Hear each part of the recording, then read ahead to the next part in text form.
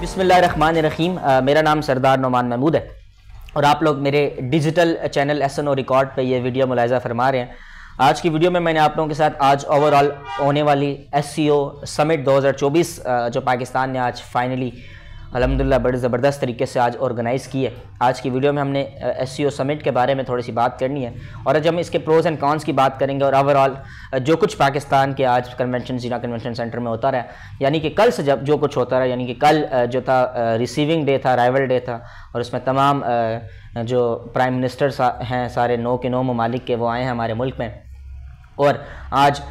बड़े ही अरसे बाद पाकिस्तान जो है अल्हम्दुलिल्लाह स्टेबिलिटी की तरफ हम देखने को नज़र आ रहा है कि पाकिस्तान स्टेबिलिटी की तरफ जा रहे हैं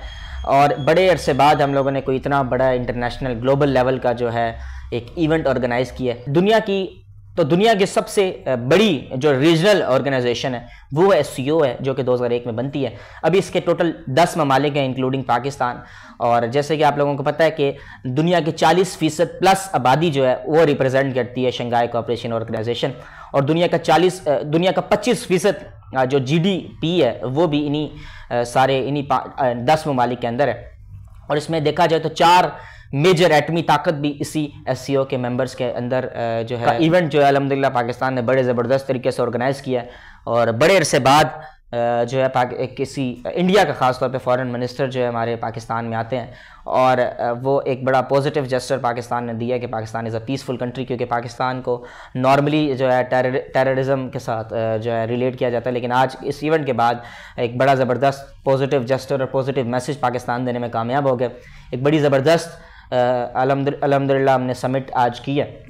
और इस पूरी समिट का क्रेडिट ये जो इनकम्बेंट गवर्नमेंट है इसको जाता है और तमाम लॉ इन्फोर्समेंट एजेंसीज़ को जाता है जिन्होंने कल से परसों से बल्कि 3-4 दिन से जो है काम कर रहे हैं और इसके अलावा इसके बाद CDA के तमाम उन वर्कर को जाता है जिन्होंने पाकिस्तान के कैपिटल इस्लामाबाद को और ज़्यादा खूबसूरत बनाया है। तो आप लोगों ने वीडियोस देखी होंगी, CDA की ऑफिशियल वीडियो भी आप लोगों ने मुलाहिज़ा की होगी जिसमें इस्लामाबाद को बड़ा ही खूबसूरत तरीन फुल लाइटिंग वगैरह से सजाया गया था और कल जो दिन था अराइवल डे उसमें तमाम जो प्राइम मिनिस्टर हैं वज़ीर आज़म तमाम मुल्कों के वो सब भी आए और इंक्लूडिंग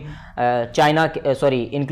के वज़ीर आज़म और इंक्लूडिंग जो फॉरेन मिनिस्टर साहब हैं इंडिया के जयशंकर साहब को भी हमने आज समिट में देखा है। तो सारे तज़िये को आज हम हमारे साथ मौजूद होंगे तज़िया निगार अदनान खान नियाज़ी साहब, वो भी हमें अभी ज्वाइन करेंगे और अदनान खान नियाज़ी साहब से ही पूछेंगे कि वो इस सारे इवेंट के बारे में क्या कहते हैं, क्योंकि एक बड़ा अल्हम्दुलिल्लाह बड़ा एक ज़बरदस्त इवेंट जो है पाकिस्तान में बड़े ही अरसे बाद जो हमें देखने को मिला है।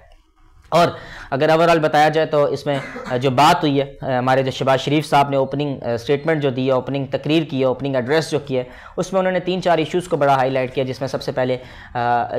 पहले उन्होंने क्लाइमेट चेंज के बारे में बड़ी बात की, क्योंकि पाकिस्तान एक बड़ा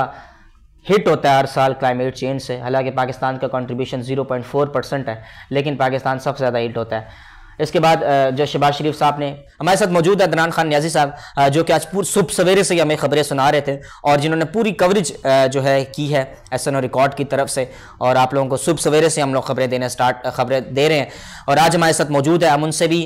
उनका भी हाल अहवाल पूछेंगे और उनसे पूछेंगे कि ये सारा इवेंट जो है पाकिस्तान के लिए किस तरह हेल्पफुल है। जी अदनान खान नियाज़ी साहब, सबसे पहले अदनान खान साहब आप मुझे ये बताएं कि आज सारा अल्हम्दुलिल्लाह इवेंट हुआ है, ज़बरदस्त इवेंट पाकिस्तान ऑर्गेनाइज करने में कामयाब हुआ है, तो इस सारे इवेंट को आप जी आज का जो इवेंट हुआ है पाकिस्तान की तारीख में इसकी बहुत ज़्यादा अहमियत थी। पाकिस्तान इस दौर पे खड़ा था कि कोई इस पे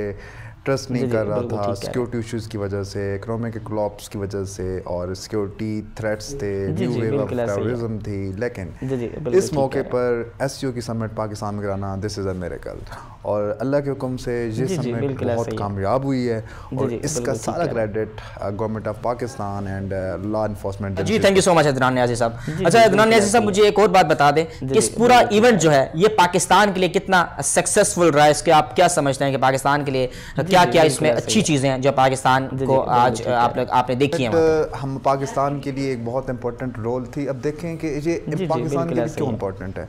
अब देखें हमारे इसमें जो एक मेन टारगेट था कि हमने इकोनॉमी को बूस्टअप करना है। हमारा दूसरा बड़ा टारगेट ये है कि हमने जो UN का जो गोल था कि एनवायरनमेंट को हमने अच्छा करना है, तो इसके लिए ज़रूरी था कि हमने कोई पार्टनरशिप करनी। अब देखे सबसे बड़ी जो रिवाइवल पाकिस्तान की थी वो इंडिया था। अब इंडिया का जो फॉरेन मिनिस्टर आया है उसके दरमियान हमारी कमिटमेंट्स हुई हैं कि हमने मिल के जी टेररिज्म के ख़िलाफ़ और इन्वायरमेंट के ख़िलाफ़ एक मुहाज़राई करनी है, जिसकी वजह से इसका जो इम्पैक्ट पड़ेगा डायरेक्टली पाकिस्तान की इकॉनमिक हालात को ये बूस्टअप करेगा। और दूसरी बड़ी बात यह है कि सबसे बड़ा जो इस रीजन में मसला चल रहा था वो था कि जी इसमें एनर्जी क्राइसिस है। अब इस एससीओ समिट में जैसे कि ईरान के फॉरेन मिनिस्टर, ईरान के प्राइम मिनिस्टर ने बात की है कि हमने जी मिल के जो पीस गैस लाइन है इसका रिवाइवल करना है, क्योंकि